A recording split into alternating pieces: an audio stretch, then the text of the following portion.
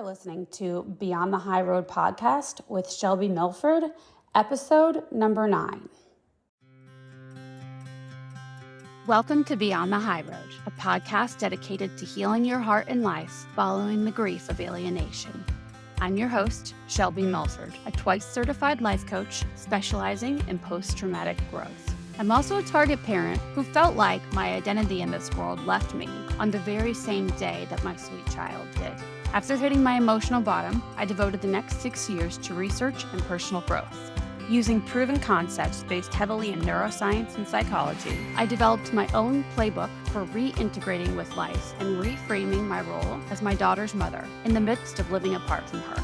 I went from feeling agonized, helpless, and directionless to feeling energized, confident, and most importantly, at peace.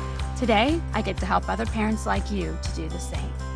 If you're experiencing the effects of alienation and you're ready to heal, then this show is my love letter to you. Stay tuned. Hello, everybody. It is Saturday when I'm recording here. First, if you haven't clicked the follow button, please do so. And also, I would love if you would rate and review the show, even if it's just a one-word review.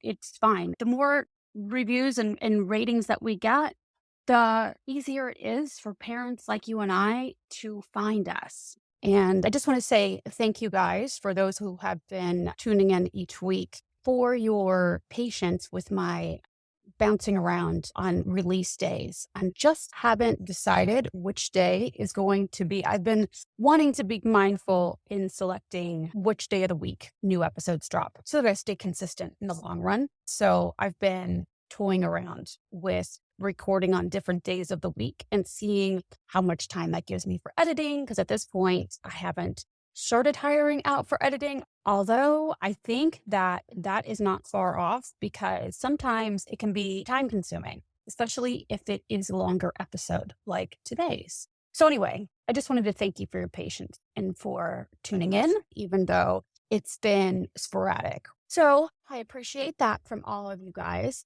The podcast is just starting to pick up some traction, y'all. I am so excited. Well, obviously, I would love for there to not ever be a reason to have this podcast, right? That would be ideal. But until then, I think this is the next best thing. Yeah. So anyway, the next and final announcement is, of course, the holiday support group, free support group for you guys. So we've landed on Tuesdays. So I was saying Thursdays before. We've landed on Tuesdays at 8 p.m. Eastern Standard Time, starting this next week. Okay. So that is, let me look here. It is the 6th of December of 2022. Just so make sure that for anybody that's listening in the future, the 6th of December, 2022, 8 p.m. Eastern Standard Time. Just know that if you do want to attend or you're not sure, you just kind of want to put the feelers out and go maybe attend one and be incognito and be completely anonymous.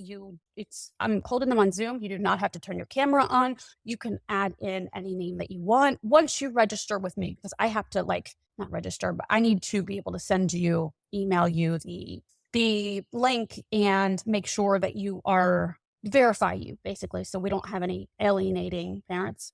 Anyway, but we can talk about that. Just message through either Instagram or also email. That will be in the show notes, or leave me a voice message wherever you're listening to this, and I will give you the details for all of that stuff. Okay. So there you have it. That's the best way I know to do it now. After next week, I believe that what I'll be doing, as opposed to just doing it straight through Zoom, is I'll be doing it through private Facebook group. Okay. And then that will help me to vet whoever is joining in, so that we know that everybody that is in the group is, in fact, experiencing alienation. Okay. All right. So that said, today I'm excited because we are talking about something that I'd heard from another grief coach, actually a fellow coach of mine. Her name is Krista, and she does the Widowed Mom podcast. And she talked about this years ago And whenever I heard it, I was like, oh my gosh, we as alienated parents need this. So I believe that she originally got it from the Grievers and the Mourners Bill of Rights, which those two are essentially identical in nature.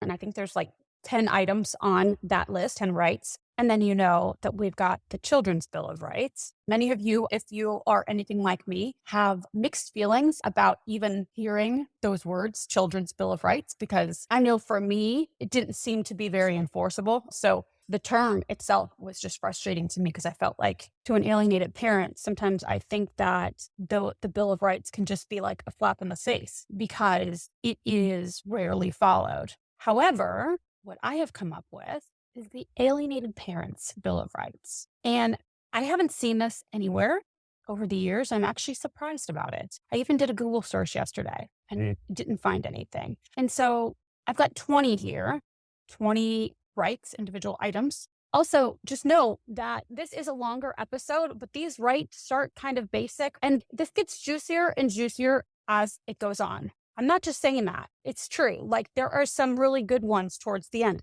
So you're not going to want to miss any of it. I hate that when people say that, like on YouTube videos and stuff, but really, truly, you're not going to want to miss like middle and end sections of this because I really think that a lot of these might provide a source of relief for you, you know? And also, I think I might have mentioned this in the meat of the episode is that sometimes I'm going to be like overly specific and you may think, well, of course I can do that. But sometimes we need somebody to give us permission, right? Until we are accustomed to giving ourselves permission. Okay. So it's like a loving nudge to say, go ahead, you know? So here we go. Enjoy. So I'm going to go through our Bill of Rights. This applies to anybody that's experiencing alienation. Even if you are an adult child that experienced alienation, I think that this also goes for you. Number one, you have the right to experience your alienation situation and any grief you have as a result of it in your own unique way. Okay. There is no proper timeline. Grief is not linear. It's not even zigzag. Your healing process through it, it's sort of, you can feel like you're going straight and you're making progress. And then you can all of a sudden circle back around and feel something that you thought you processed. So patience is key here, but you have the right to feel it any way you want. Nobody else's rules matter. I'm probably going to be dating myself here, but back in the days when Oprah was a talk show, right? When she hosted her own show, like the Phil Donahue days, even grief. Do you remember like the 5 stages of grief? Back then, this was like what we thought, how we were supposed to feel everything. This was like the rule to grief. And if you didn't hit the stages all in a specific order, you were like doing it wrong, right? Or you were not progressing through the stages in the right way or however. But what we've come to find out is those 5 stages of grief weren't even written for bereavement or of course, in a situation for like alienation, where ours is a different kind of grief altogether. These 5 stages of grief were written by a physician going through a residency, just made up from her case studies. These were like, it was anecdotal. And she was talking about her specific cases where these were patients who were terminal. They were diagnosed with a disease that was going to eventually cause them to die. And so I just had to kill a fly, y'all, mid podcast. The timing on that, holy cow, couldn't have gotten any better. Okay. So this was not meant to be followed as rigidly as I think we did for the next 15 or 20 years. In fact, the 5 stages rarely happen in that order, right? And I forget even what the order is now. Yeah, so denial, anger, bargaining, depression, acceptance, okay? So yeah, again, that was only meant for those who were just given their terminal diagnosis. Had nothing to do with experiencing grief due to losing a loved one. My point is, there are no rules. You will jump in and out different phases at different times. How long it's supposed to take. A lot of times I'll talk to parents who say, well, gosh, but it's been so long. You think I would be over this by now. And that there is no grieving something, especially like losing a child, even if emotionally, like they could be still around, but they're not present in your own life. This kind of grief can last. There is no time frame to be feeling any of that.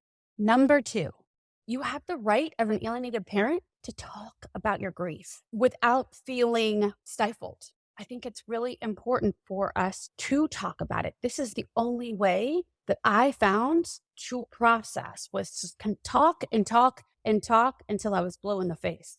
And as a side note, the only thing that kept me from not talking was my shame. When I felt shameful, embarrassed, not worthy, that's when I would hold back and I didn't want to talk. I also would not talk when I didn't want to burden another person, right? Because it's a heavy subject, y'all, as we know. But here's what I also know. And I think it's really important as most of us, dare I say all of us, as alienated parents, have at some point, even if you currently consider yourself to be recovered in the area, at some point have had codependent tendencies. And so oftentimes we don't want to burden somebody else, or we don't feel like it's something that we can talk about. We feel because of the shame, or it's goes into the disenfranchised grief that I talked about in one episode. I forget when. We think that it's unsupported. We don't feel worthy. But whoever you're speaking with, hopefully they're their own grown ass adult and they can take care of themselves. Like, you don't have to take care of what their thoughts or feelings are around you talking and processing through what is going on with you. So talk about it. Talk about it until you can't talk anymore, and then talk some more. So number two, you have the right to talk about your grief. Number three is you have a right as an alienated parent to feel a spectrum of emotions. In fact, I think that the bigger the sadness, or the bigger the grief, the more potential for bigger joy and the more vibrant emotions. The thing I think about, it's like a pendulum, right? Or like a spectrum. So if you are only experiencing a little bit of pain, that I honestly, in my eyes, the way that I see it is that you can really only feel this to the same degree on the other side of it, right? So for the spectrum, and we've got in the middle, it's indifferent. And if you feel just a little bit of sadness on the other side of the spectrum, you can only feel, just a little bit of joy. You don't know it because that's all you've ever felt. So to you, it's, sadness or joy. But the more intense the emotion on either side of the pendulum, it swings just as intense on the other side. I don't think I'm describing it as well as I'd like to, but that's okay. The best way to see this is I believe somebody that's gone through grief like ours, the way I like to think about it is that one of the gifts that we've gotten from that is that we have so much more complex, vivid, dynamic, substantial, more meaningful, more powerful, more layered, textured, kinds of emotions. They start to sort of interweave with each other. There's just more substance to our experience in our own lives, right? Each one of us. That's the potential anyway, in my eyes, is that when you're willing, and in this case, we weren't necessarily the ones choosing this, but when you're willing to feel the array of quote unquote bad emotions, then what comes with that is the full other side of the intense good emotions, right? And so there's just so much more complexity and meaning behind our experience. And in fact, now that I say that, the concept of post-traumatic growth actually supports exactly what I'm just saying here. So if you haven't yet looked that up or even heard about what post-traumatic growth is, that's actually what I specialize in, but maybe Google that so that you can get an idea about that. And I'll do an episode on that at another time too. So anyway, so you have, as an alienated parent, you have the right to feel a spectrum of emotions. Number four, as an alienated parent, you have the right to reevaluate your approach to your self-care at any given moment. What worked before may not work now, or vice versa. So no matter what you were doing before the alienation began, how you took care of yourself, my bet is much of that will not work to this day. And there's nothing wrong with that. You have the right to try whatever it takes in order to get you back to a place of emotional health. Okay. And that is your prerogative. Okay. Nobody else can tell you what is the right kind of self-care for you. Okay. Number five, Similar to number four, you as an alienated parent, you have the right to change your mind. Okay. This one covers the broad spectrum of choices that you have. We often forget that we have every right to change our mind, to stand for one thing. And then if we decide not to change our mind and do something different. Sometimes we feel, I think for me anyway, partially I felt that way because my last marriage was not to my daughter's father, but to another narcissist. And he would often, narcissists will often project what they're doing, as you know, project their behaviors onto you, right? And so I was often called a hypocrite by him. And so I think I was super sensitive to doing this exact thing of changing my mind. I didn't think that I had the right to change my mind on my viewpoint on much of the aspects of my life because I thought if I was doing that, then I was being a hypocrite. I knew like in my higher brain that it wasn't the case or didn't need to be the case, but I was still the emotional part of me and the part that was still not healed objected to this a lot. I felt like I needed to what integrity meant is that whatever I said before, if I said it in public, I needed to stick to that no matter what. What that meant for me was a lot of suffering, like unnecessary suffering. I was sticking to things that were like ideas that were either antiquated or faulty, erroneous beliefs or ways of thinking. Sometimes it has nothing to do with the right or wrong thing to think. Sometimes it's just you just want to change your mind and you have every right to do so, no matter what anybody else says. Okay, number six, you as an alienated parent have the right to reevaluate your boundaries, right? And I will do an episode on this, what a boundary is and what it isn't. But a boundary is there to protect you, right? And so a boundary isn't to control what somebody else does. I had a real problem with this when I was trying to control my last husband, the one that I was just talking about. I had a real problem with this because I was like, how can I enforce it? He'll never do what I want him to do. That's not the point of a boundary. The boundary is there to keep you safe. Okay. So you have the right to reevaluate your boundaries at any time. Number seven, you as an alienated parent have the right to experience random grief bombs. I call them grief bombs. This might also be from Krista. I'm not sure now that I think about it. So I kind of touched on this above in one of the first ones up there, but you have the right to experience any kind of emotional freak out that happens to come up.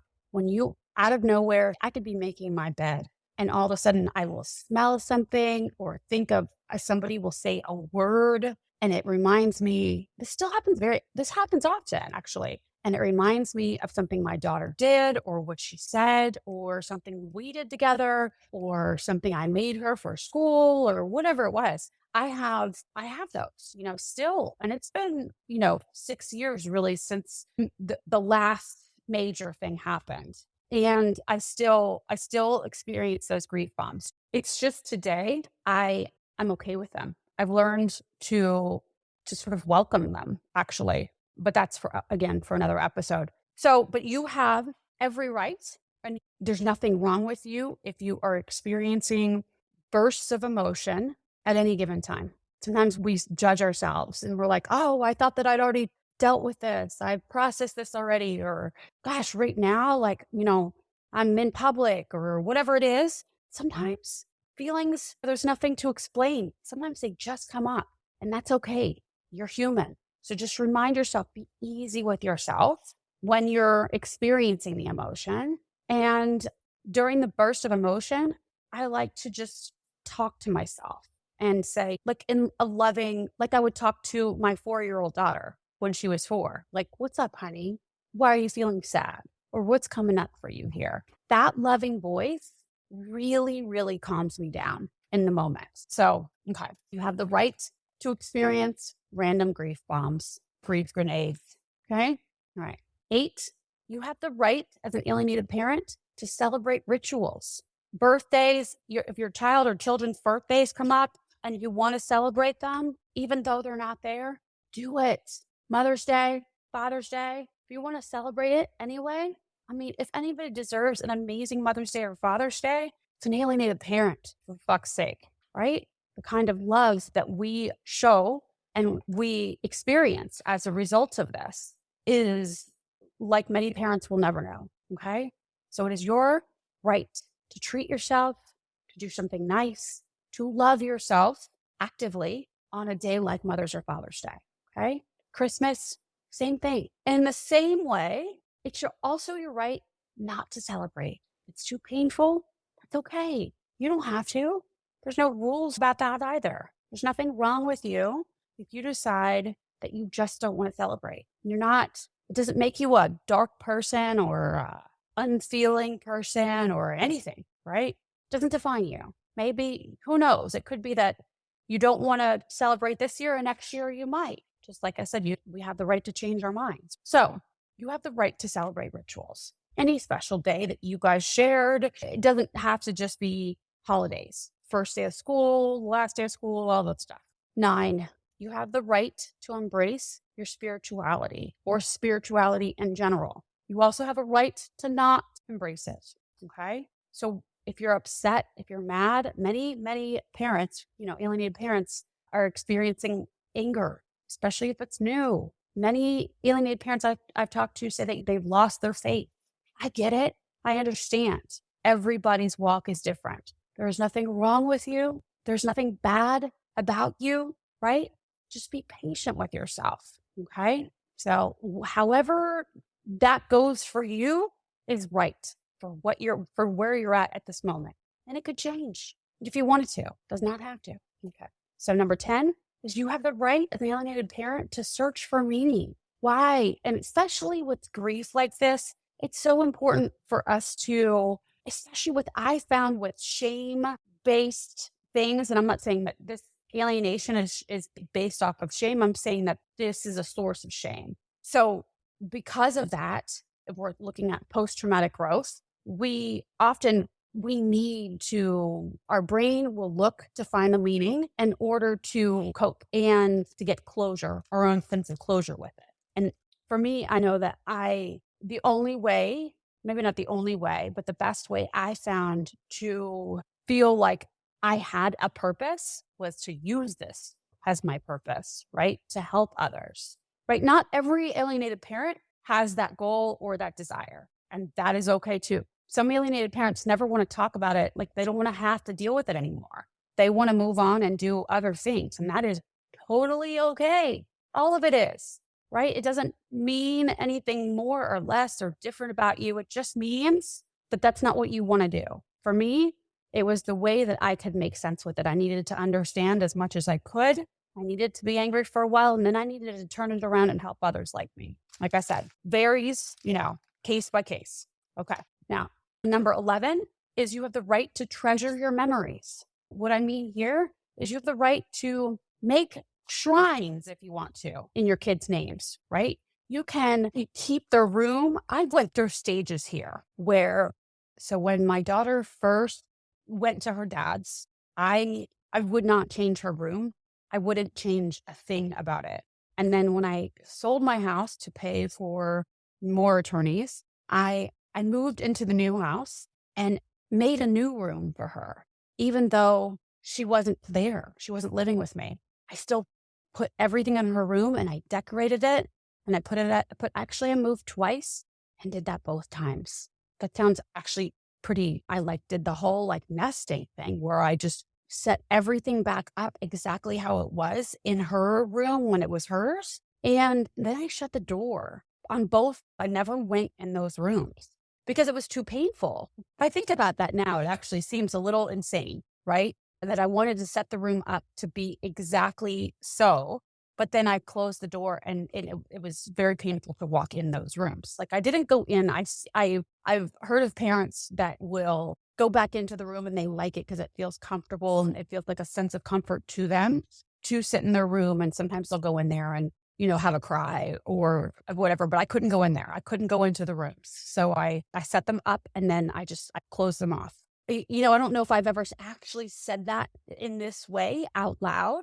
So I don't know. Now I'm interested in that. I'd have to look at my thinking behind that whenever I was doing it, like what I was trying to solve for there, right? Subconsciously. But anyway, so I went that route for years. In fact, it was until moving this last time when I purchased my home. So I was renting. And so here I did not do that. And what I did here was that for the first 9 months or so, I put all of the photos, family photos up in the attic and not even of anybody, except 2 pictures that were on my fridge. They still are to this day, right? But I didn't put anything out. So I went the opposite direction. I decided I didn't want to put anything on the walls with personal stuff like that, pictures, none of them. So I just had other sort of artifacts and whatever. Now I've since gone up to the attic and pulled out my favorites, right? And those are displayed like where I'm looking at them right now. Pictures of her and I and what have you. But when I first moved down here, I think because I moved away from her, I think there was a bit of the grieving there still of moving away from the general area of her, even though I wasn't seeing her while I was there. I wanted to, but it's just not very often anyway. Anyway, I feel like I'm really talky today. But yeah, so there is no right way to do that. If you want to make the shrines, like I was saying, do it. Whatever works for you, right? So let's see. Next is, here we go. 12. You, as an alienated parent, have the right to move forward. This goes along the same lines and heal at your own pace. Again, I keep saying this over and over, but there are no rules on your progress. There are no rules to any of this. I think I needed to be specific here in this Bill of Rights because the way that our brain thinks, we're pretty hard on ourselves, right? No, you can't do this. You can't do that. We can't do, well, you shouldn't do that. Oh, people are going to think this, blah, blah, blah, blah, blah. So judgmental of ourselves. So I think it's really super important to be very detailed and specific when it comes to the things that we can and can't do. And that's why this is here for you. But like truly, this whole list, and I'm not done, really just means you can do whatever the fuck you want and you're entitled to do it. Okay. And that includes this number 12, which is to move forward and heal at your own pace. It is okay if you, sorry, I just heard noises outside and I'm like, is my pig okay? What just happened? That was some weird noises. Oh no, it's the kids next door. Okay. So you have the right to move forward if you want to with life, with your life. Okay. To heal at your own pace. Sometimes that also means that you take it super slow. That's okay. Whatever slow means, anything goes. You do it. You don't have to tackle all of it. You don't need to heal right away. If you want to put it on hold, you've got other things that you feel like will help you to cope right now. Do that. If you're, professionally, if you want to put this on the back burner, do it. Do what makes sense to you. Okay. This is your life. It's super important that you remind yourself of that when you're tempted to take others' judgments or rules seriously, like that you're supposed to take those to heart. You're not. You call the shots here. Okay. Now I know some of you might be scratching your head because you're like, well, Shelby, don't you like preach the opposite of not healing? Aren't you here to show us how to heal? Don't you want us to heal? And yeah, I absolutely do. But your healing is on your time. The tools that I offer you are what have worked for me and what seems to work for my clients. But you are the expert in your life. And I'll say this over and over throughout this episode, right? You are the expert in your own life. And so the tools that I offer, you don't always have to take them. If there's areas where you want your life to be better, you feel like it could improve, I offer solutions for that. I offer support so that you can. It doesn't mean that all of these things need to apply to you or that you're on the wrong track if you don't want to do any of these things. Just want to make that clear. All right. A lot of these go hand in hand here. Number 13, with an alienated parent, have the right to find happiness, to find joy. Okay. This one is a lot of us moms. I've noticed it more with moms than with dads, but that does not mean dads don't experience it. Many, let's just say parents in general, have felt guilty for finding happiness following alienation, or that it's too soon. Yeah, I shouldn't be happy right now. I should be grieving. I should be this. I should be angry. I should be sad. I should be devastated. That's not the case. In fact, I have lost my brother. So a lot of people close to me have passed away in my adult life, right? My brother passed away. He was only just a few years older than me. He passed away 7 or so years ago. And in intense moments of grief, just following this unexpected death of his, I went through, I don't know how many different emotions, but happiness was one of them. Joy, being with other loved ones during the funeral, the weekend of his funeral, I experienced a lot of joy. I still have some of the best memories of my life from that weekend. Okay. So it's the same with alienation, right? As far as the emotions and finding happiness and finding joy, all of that, you have every right to find happiness. And there's nothing wrong with you if you're feeling pockets of joy and happiness, while at the same time feeling grief. That's another thing. Like it is possible for you to feel both of those things at once. I hear still to this day, I'll even see coaches posting, you can't feel two things at the same time. It's bullshit. Even I know they talk about that physically, like your brain can't feel two areas of pain at the same time or something like that. When it comes to emotions, you absolutely can. You can be feeling grief and at the same time feeling joy. It is possible, entirely possible. And I'll tell you another thing is the probability of people like us, people that have experienced intense grief, the likelihood of that we are the ones that are going to feel the more complex emotions like this is very high. We are capable. We have opened ourselves up to that. Maybe it wasn't your choice. It wasn't like you're, hey, I want to experience alienation. But the fact is that it happened, right? And so you then are now privy to this whole other library of emotions or intensities of emotion. Okay. I feel flighty today when I'm talking. Hopefully this all makes sense. Okay. So 13 was you have your right to happiness.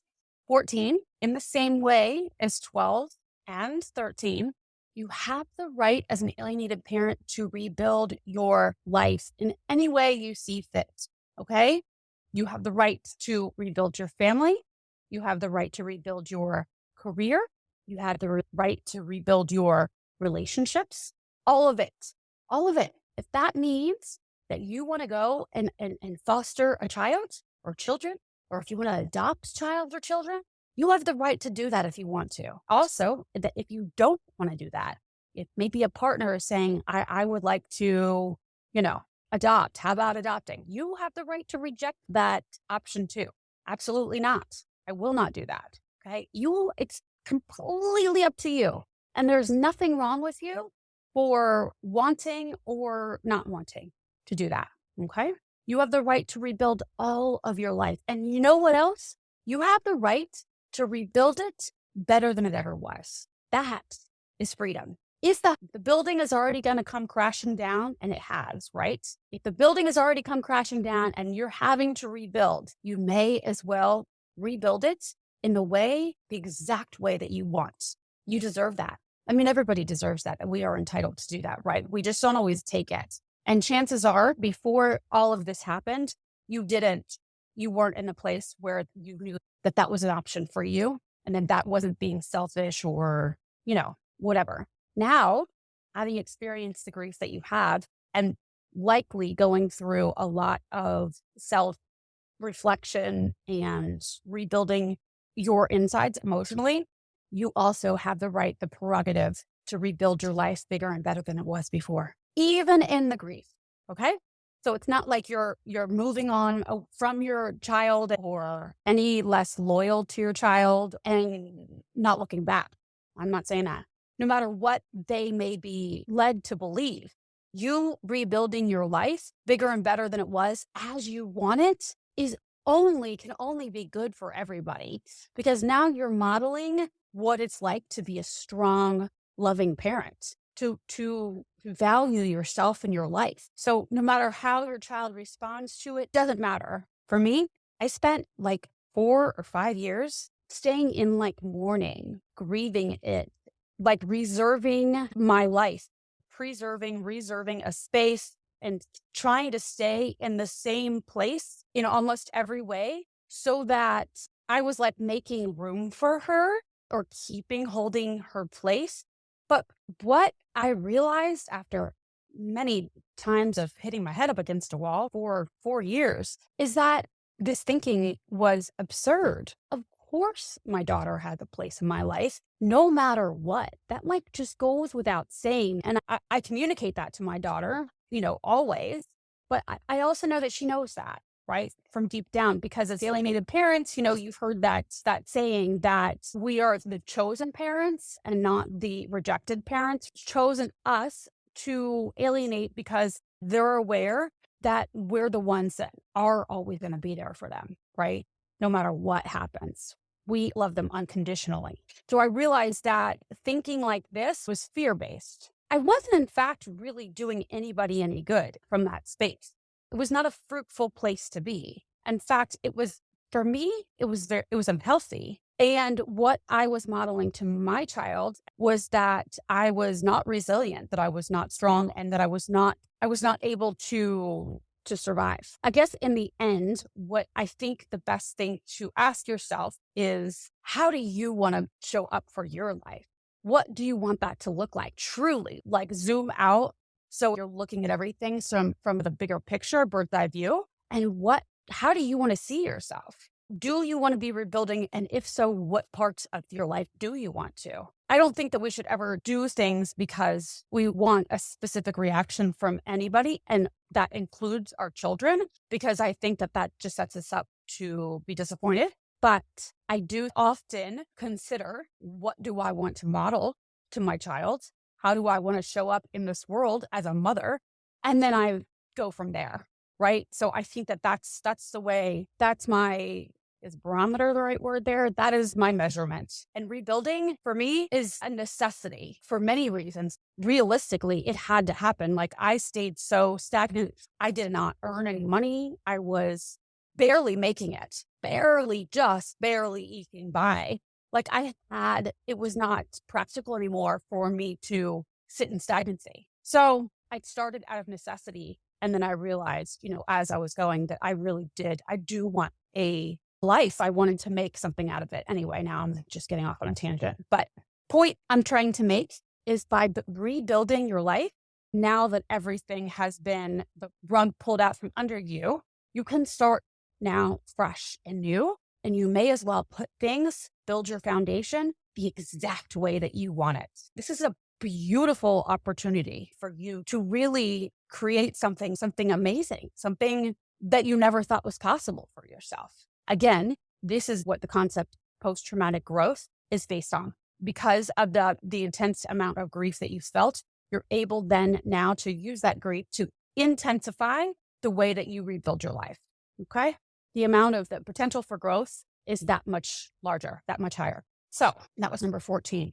Number 15, you have the right as an alienated parent to discontinue communication and let go of your child, or let go of your child if you feel like it is what's best. This one is like, I slowed down a little bit here, because this is one that I see a lot on the message boards and in the Facebook groups and stuff, is that many of you have wondered if this is what you need to do in order for you to move on, or there's a number of different reasons that people have contemplated this one. But I want you to know, no matter what your choice is, you have the right, number one, to consider this. I actually think that it's so helpful for everybody to consider all of these options, but to consider this option so that you can make an educated decision about what you really want to do, so that no stone is left unturned. You absolutely have the right to discontinue communication, even though all of the experts say not to do that. Those experts are not you in your situation, in your life, and they don't have your kids, okay, or your child. So I just want to remind you that you are the expert in your own life. And so you 100% have the right to decide what you would like to do. If it is the most loving thing for you to do for your healing process, if you feel like it's the right thing or the most loving thing to do for your child, all of this, right? This is your right. Okay. Again, on the other side of the coin, you also have the right to not discontinue communication, to hold on. And you have the right to decide to what extent, what your boundaries will be there. No matter what your kiddo or what your ex says, no matter whether they say that they don't want to see you or they don't want you to send cards, you still have the right to do that if you're not court ordered not to, right? But you still have the right to send the cards, to call. it's on their side. It's their decision to not receive them, not pick up the phone, right? That's whatever they do. And you're not responsible for that, thank God, because then all you have to do is make the decision that's best for you or the most loving decision you think is. And then you just sort of let it go, like you're letting a butterfly go. You just let it go and see what happens. Number 16, you have the right to make any choice you feel is best. Any choice that you feel is going to be like, this is what I was saying about the most loving choice for all involved is how I usually word it to my clients. If you're looking at the whole situation, you don't really know what to do because there's all these different aspects of it. I usually say, you know what? Sometimes the best thing to do is there are a bunch of choices here. Just do the most loving thing involved for everybody. Like if you could just be like, okay, well, this may not be good for this person. This may not be good. What is the most loving thing in the big picture, right? So by the way, let me just put that you define what love means to you. Okay. Number 17, you have the right to change your current relationships, the status of your current relationships. There may be people that you have kept in touch with because of your child or children. This usually applies to like ex-in-laws or parents of your child's friends, and you've sort of stayed in connection with them because you feel like it's the right thing to do, or you feel like they'll judge you if you don't, and all of those things. If it doesn't feel good to you to be in connection with these people, continue these relationships or a relationship, don't. It's okay. You're the boss of that. You do not have to continue relationships that don't feel good to you today. They have that, what is that, people come into your life for a reason, a season, blah, blah, blah, blah, blah. Same here. What was good for you then may not be good for you now. In fact, is that the probability of that is really high. Things are different and they're going to be always changing. And that's the thing is that what also goes for all of this is that for every one of these is that we are, as humans, we're meant to evolve, right? We're meant to evolve. And so when we don't allow ourselves all of these choices, each and every one of these, we hold ourselves captive. We sort of incarcerate ourselves. So the evolution and the constant giving permission to yourself, allowing yourself to make changes when you need them, this is so important for your growth. You will feel so much lighter knowing that nothing is set in stone, that you make the calls whenever you see fit. There's nobody policing. Well, there's nobody that is authorized to police you other than you. You know what's best for you. Okay. So you have the right to change your current relationships, change how often you see people, whether you see them, all of anything there. Okay.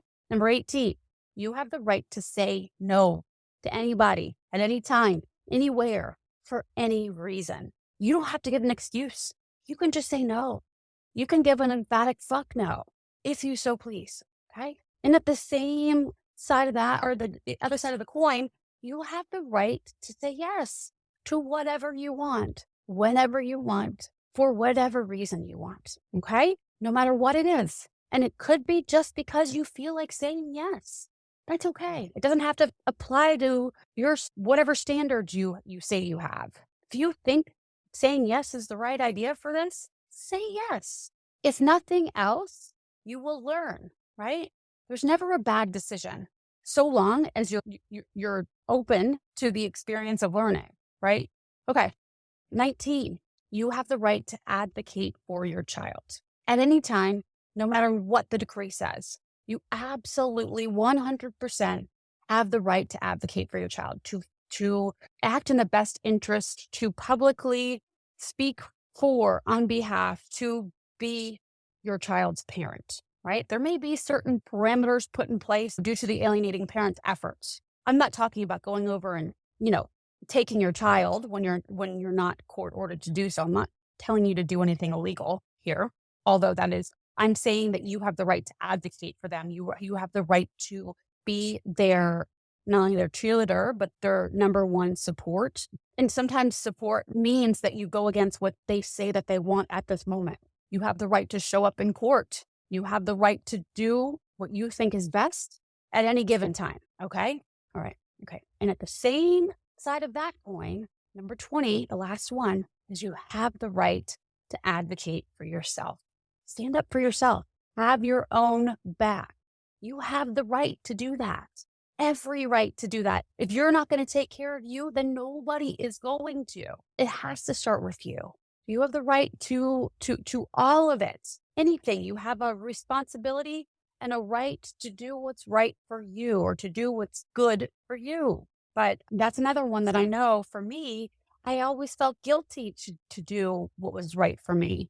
But I thought that that would be considered selfish, right? That's what the narcissist will try to have us believe, but that is not the case. You need to act for you. You have to be your own advocate first and foremost. Just like the life-saving devices on an airplane, if you're not advocating for yourself, there is no you to advocate for your child.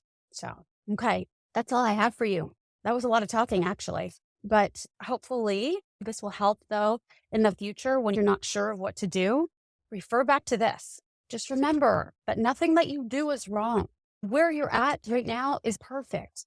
Nothing that you do is off timing or too slow or too fast or any of it. You're doing perfectly. Okay. That's what I tell myself when I'm in a funky place. Like, hey, love, you're doing perfectly. You are exactly on track. You are where you're supposed to be. And it goes for y'all too. All right, y'all. I love you and I will talk to you next week. Take care. I have a good one for you next week too. Okay. So take care. Thanks so much for listening today, guys. I am so elated that you've chosen to share your time with me. You can find me on Instagram at Beyond the High Road Coaching. And you can also visit my website. If you liked what you heard today and you would like to hear more, please click subscribe so that you can be notified of new episodes. And thanks again, y'all. You are already in my heart. Till next time.